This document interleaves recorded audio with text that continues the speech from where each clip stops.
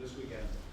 I think they're a well balanced team. Obviously sitting second in the Premiership, they're a pretty good outfit, and I think it's just not typical probably English team. It's just up front. I think they've got some really decent backs, and I think they've got a good balance to their game, and I think them as a club, they're pretty well rounded, and I think that transfers onto the field.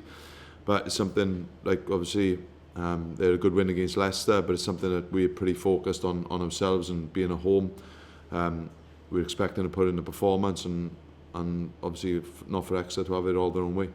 Is there a right way to sort of play them? You know, they've got this kind of all-court game, haven't they? Yeah, they have, and I think they've got well balanced. Like I say, I think I said after the game on the weekend, I think they've made some real good signings in like Salvi, Parlin, and then they've got some homegrown talent in Slade and Noel coming through, Count Dickey, those boys. So I think they've built year on year. They've added to their squad. They've kept their homegrown guys there. So I think, yeah, like I say, I think they've grown year on year. They're getting better year on year, and ultimately, I don't think that it's not as if they're a gimme. They're a serious test and a serious part of this group. Are you expecting them to sort of challenge you in the scrums? They did Leicester, didn't they? Yeah, I think they'll probably have that mindset, but we've got our own mindset around where we want to be with that and where we want to grow, and we're pretty confident that we'll be able to undertake that challenge and put our own stamp on that area of the game.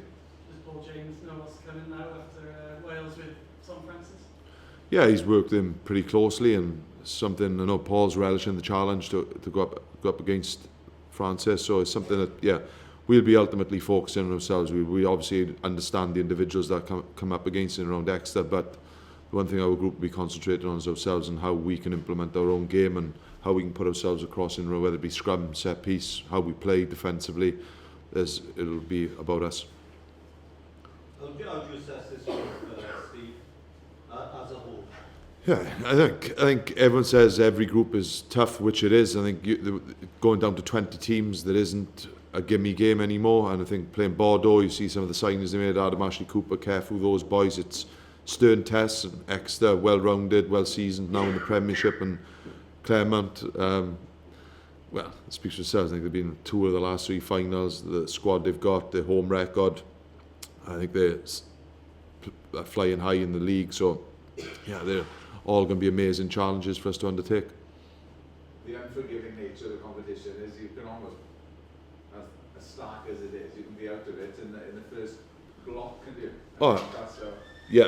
And I think you need to win your own games to give you any sort of chance of doing that, and we don't want to be chasing the 8 ball and wanting to win your last, going to Claremont and chasing stuff. Is something that you want to set yourself up with a good home win to start with, and then at the end of the day see what you can pick up on the road. But ultimately you have to win your home games, and like you say, you could be out of that competition within 2 games. The match last week, when you went to review it, how did it look, you know? Yeah, there's some pleasing aspects around it. I thought the pace we played at, the intensity, and how didn't let external influences put any sort of hindrance on our game. I think we've spoken about straight after the game and today, and the fact that we're going to have to ramp it up in certain areas of the game, because we know Europe kicks on up a gear, and it's something that we all individually and as a team we're going to have to really sort of go up another couple of gears to get where we want against Exeter. On Saturday you mentioned that Reece might get him back in February. Yeah, potentially. It's not something we're going to rush. It's a little bit of a different injury. It's not something you come across.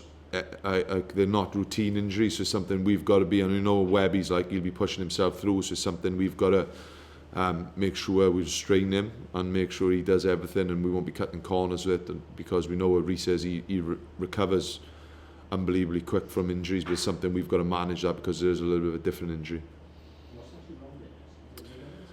No, it was just a real unique break and in our own things. So it's something that he's coming along really nicely, but it's not something you want to go rushing. Whereas some injuries, you know what people are at, and you can sort of go through the stage a little bit quicker. But with Webby, it's something that we've got to make sure we're really tight on.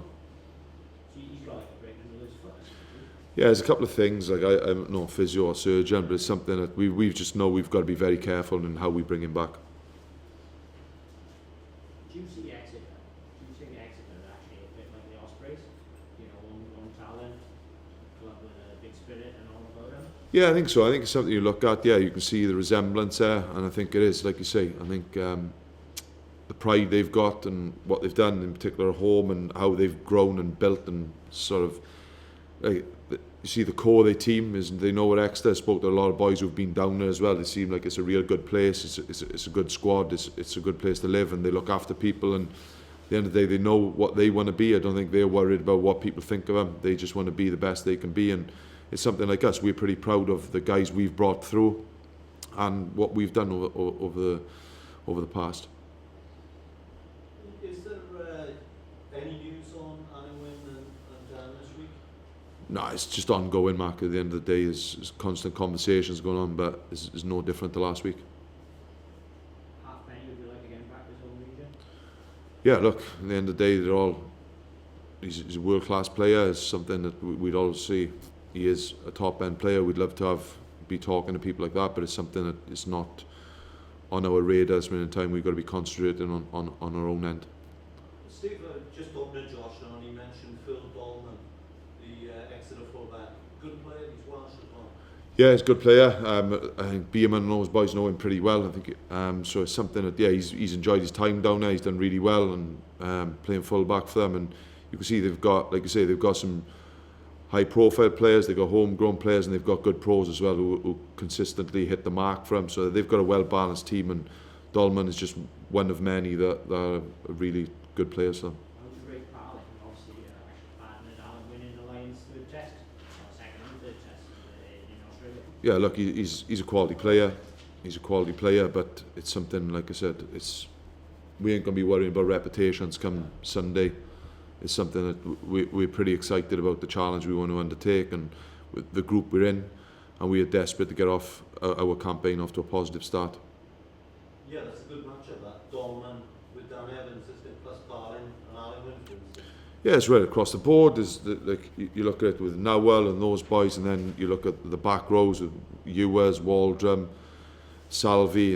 It's, at the end of the day, it's a mouth-watering occasion. I think it's a cross-border fixture which everyone always gets excited about, and it's something that you can feel there's a lift in the camp this week. It's going into a different competition, which is exciting, and it is the Premier competition, so it's something that we are pretty focused. And like we said, it's been, even when we went to Glasgow, we didn't get what we wanted, didn't play quite the way we wanted to be. It's about how we do things, and just making sure we get back to that and give our best a chance, giving us the best chance to get what we want come Sunday. You expected a decent crowd there, Steve? Yeah, we hope for support. Like, our support is always fantastic for us, and every little bit helps going into these games. And the more we've got to lift our guys, and then that does really help. And I know the boys do respond to having big crowds. Last time Exeter played in this competition, up here they played the Blues, and they brought a lot of people with them. You expect the same, or what's the feedback? Yeah, I think so. I think you'd expect the same, and I think just going to Exeter a couple of times in the LV is a good experience to see that like, it's a pretty ferocious atmosphere when you go down there, and they really get behind the team, and at the end of the day it's not too far a trip, so I expect hopefully they'll be a good following as well. What is the mood like this week in the squad, you know? Is it, you had a good win last week, is there a sort of sense of expectation ahead of Europe? I don't know with the word expectation. There's a set you can sense it's going up a gear, and like within the group and a team, coaching staff, we know we've got to go up another couple of levels in performance. It was a real positive against the Zebras, and I thought the intent, the way we tried to play, the speed, considering what we were off the back of, but there were still too many turnovers.